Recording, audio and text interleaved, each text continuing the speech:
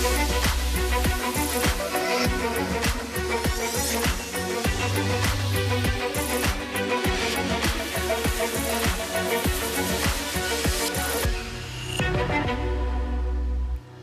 there, good morning. It is Thursday, the 4th of June. I'm Maeve McMahon, and this is Europe Today, your morning dose of European news and analysis, live here on Euronews. Coming up, Hungary is set to lift its 2-year-long veto on Ukraine's bid to join the European Union after the Hungarian Prime Minister Péter Magyar announced a deal with Kyiv on minority rights. The news comes as NATO Secretary-General Mark Rutte holds a surprise visit in Kyiv and as EU leaders gather in Monténégro for talks on EU enlargement. We'll be live in Tivat. Plus, after talks in Washington, Israel and Lebanon have agreed to renew a fragile ceasefire. That's according to a joint US statement. Under the deal, Iran-backed Hezbollah would have to halt its attacks and remove operatives from the south. The announcement comes just hours after Kuwait International Airport suspended all commercial flights after Iranian drones caused severe damage. And bad news for Berlin. Despite lobbying hard, Germany has failed to secure a seat on the UN Security Council, with Portugal and Austria receiving more votes for the 2 Western European seats starting in 2027. The last time Germany was on the UN Security Council was back in 2020. But first, European and some Western Balkan leaders are gathering in Montenegro ahead of a high-level summit focused on expanding the European Union. Montenegro, the host, is also a front-runner here, hoping to join the bloc as soon as 2028. Now, while not officially on the agenda, Ukraine will also dominate the talks. For more, we can go straight to the coastal town of Tivat, where our Europe editor, Maria Tadeo, is reporting live for us. Maria, great to have you with us. Look, we've seen, though, many meetings like this in the past with not a lot of deliverables. Will this time be different? Well, good morning, Maeve. And indeed, because if you look at the history of accession when it comes to the EU Western Balkans, it's one of delays, disappointment and frustration. But the message that the European institutions will deliver and the message that the head of the European Council, Antonio Costa, will hammer down is that now there is real momentum because bringing these countries, the 6 partner countries, closer to the European political union through the EU is now a geopolitical imperative. It is also a need when it comes to the security infrastructure of Europe. Now, that is, as I say, the message that Antonio Costa, who will co-chair a dinner today, but also a summit tomorrow, will deliver. And he has been on a tour of the Western Balkans throughout this week. It is also no coincidence that this summit is happening in Montenegro because this is a country that is now clearly seen as the front runner. Of course, 28 by 28. The idea that there could be a new member state in the European Union by 2028. And I can tell you just anecdotally,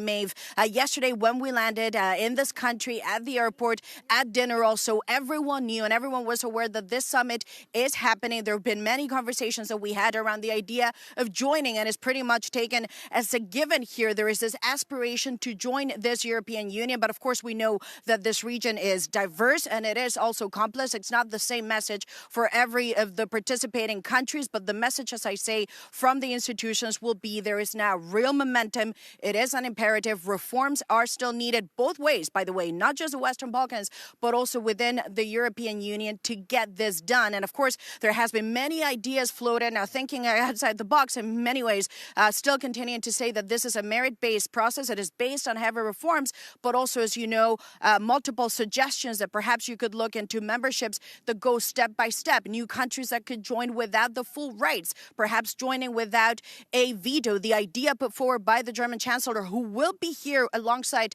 the French President of Association with the European Union. And the capitals, of course, also matter because they will have the final say. This has to be approved unanimously. But as I say, going into the summit, the message very much from the European institution is there is real momentum. Now is the time to push forward and move forward. There is now an imperative to bring these countries closer to the Union. They cannot stay stuck in limbo. But as I mentioned, this is a complex scenario, and this region is very diverse in its aspirations, but also the many challenges. Indeed, Maria. And just while you're there have been some developments overnight. Péter Magyar, the Hungarian Prime Minister, announcing a deal on minorities between Hungary and Ukraine. Is Budapest about to lift its veto? Well, Maeve, major news overnight, as you say, because the Hungarian Prime Minister Petr Magyar has announced what he claims to be is a comprehensive deal between the Ukrainians and the Hungarians when it comes to the linguistical rights. He's talking about the educational rights, the political and cultural rights of the Hungarian minority in Ukraine. He says that because Ukraine has now agreed to implement some of these changes legally, Hungary will be in a position to lift its veto, now going on for more than 3 years, for formal negotiations for Ukraine to join the bloc to finally begin. This is a politically charged issue for both Hungary and Ukraine. For the Hungarians, we should note for our European viewers, this is seen as a matter of protecting Hungarians in Ukraine. For the Hungarian Prime Minister, it was very much about a domestic message that he is defending the rights of the ethnic Hungarians in Ukraine. And that was very much what Petr Magyar put out in a social media post yesterday, claiming that he has accomplished now more in 3 weeks than Viktor Orban ever did in 10 years. That referring to this deal with the Ukrainians, but also the package that was agreed with the European institutions last week, unblocking more than 60 billion euros in funding for the country. This also matters because it will have a knock-on effect on Moldova. Moldova got stuck in this limbo between Hungary and Ukraine. They will now push through too, and European sources telling Euronews last night that this is a win-win for everyone. It will be a win for Hungary. It will be a win for Ukraine. They speak of not just concessions on behalf of the Ukrainians, and they also say that this would point to a return of unanimity of 27 and the drop of constant vetoes by Hungary. The summit that will be taking place in mid-June is now being perceived and portrayed as a celebration of what European sources told us will reflect of a new European unity. And just briefly, Maria, if I may, how has Ukraine reacted? Well, look, Maeve, that is a fundamental question because at this hour, at this point, we do not know what is in this deal. We have not heard from the Ukrainian president himself, Volodymyr Zelensky, but we did hear just this morning over the past 30 minutes from the Ukrainian foreign minister who is speaking of gratitude when it comes to the European Union, but also signaling a new chapter in relations when it comes to Hungary. The prime minister of Ukraine also saying that this puts the country now one step closer to joining the European Union. But we should make one thing very clear, and this is extremely important, of course, for our viewers in Euronews this morning. This does not signal and does not mean that Ukraine will join overnight or that the path to membership will be easy. In fact, it will be very difficult, certainly in the context of the war with Russia and this potential peace settlement that may come up, but also because the Hungarians are indicating they will lift this veto, and that is significant. But Petr Magyar also took a hardline yesterday saying that he does not believe and does not support an accelerated membership and fast track for Ukraine. We know that is a position that many of the big member states also share, but he also indicated even if Ukraine manages to complete this very difficult and at times tortuous path towards reform, he will put this matter to a referendum before the Hungarian people. OK, Maria Tadeo, putting it all in context for us there live from Monténégro. Thank you so much for joining us. And we'll be back again tomorrow with Maria, with her exclusive interview with the EU Council President, Antonio Costa. But Ukraine, staying in Ukraine, Russia has fired a massive drone and missile attack towards the country, killing 22 people this Wednesday. It comes in response to Ukraine targeting the city of St. Petersburg as President Putin was hosting his annual economic forum, a bit like the Russian Davos. Ukrainian drones also struck energy and military sites in the Russian port city. This all as the NATO Secretary-General Mark Rutte was making his surprise trip to Kyiv. For more on all of this, I'm joined here on set by our Ukraine correspondent. That is, of course, Sasha Bakalina. Good morning, Sasha. Just tell us, what was the purpose of Mark Rutte's surprise visit? First and foremost, to discuss the insufficient supplies of anti-ballistic air defense for Ukraine. Now, Russia knows very well that this indeed is one of those very rare gaps in Ukraine's air defense, because this is where Ukraine, of course, relies on the US. Volodymyr Zelensky said that Russia has the capacity to produce 120 ballistic missiles per month. Now, just to compare, the US producers have the capacity to make 65 PAC-3 missiles for Patriot systems. This is just half of what Russia can actually produce and launch at Ukraine. And this, of course, causes a very long waiting time for anybody applying for those missiles. Let's take a listen to what Volodymyr Zelensky had to say. The waiting list for PAC-2, PAC-3, and certainly for the Patriot systems is measured in years. And so, to be honest, we wouldn't be able to receive this new delivery until around 2030. That didn't sit well with me, and it didn't sit well with our team. We discussed what alternatives we could find. This involves an agreement with certain countries to swap places in the queue where one country could give us its spot and we could take that spot and receive the systems earlier.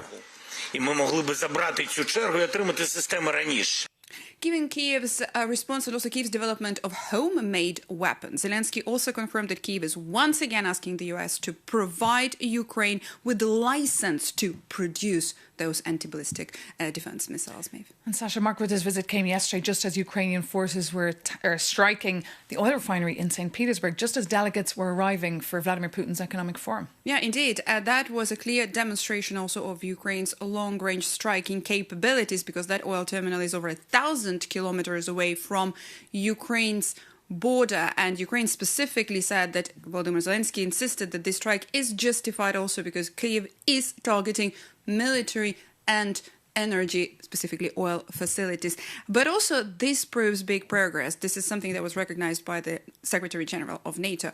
Let's take a listen. Ukraine is now so successful that Putin is only able to organize a 9th of May parade with an official presidential decree by this president. So this is basically how far you got. And I think for 2 hours you allowed him to do it, and it then ended in 1 hour 55 minutes. So he didn't take a risk. Mark Rutte there speaking from Kyiv, and before that, of course, our Sasha Vakalina. Thank you so much for that update. But now, moving on, after another round of negotiations, Israel and Lebanon have agreed to implement a ceasefire contingent on a cessation of Hezbollah fire and the removal of Hezbollah operatives from southern Lebanon. It comes as Iran's Foreign Minister Abbas Araghchi says the US-Israel war with Iran will only end when it also ends in Lebanon. For the View from Beirut, we're joined now by Ghassan Salami, a huge academic and political figure in Lebanon, currently serving as the Minister of Culture. Good morning, Minister. Thank you so much for joining us here this morning. So first question, the obvious one, what is your reaction to this agreement? Is it a genuine breakthrough or just another temporary pause in the fighting? We hope it's genuine. We had the ceasefire already on April the 16th. That was not implemented.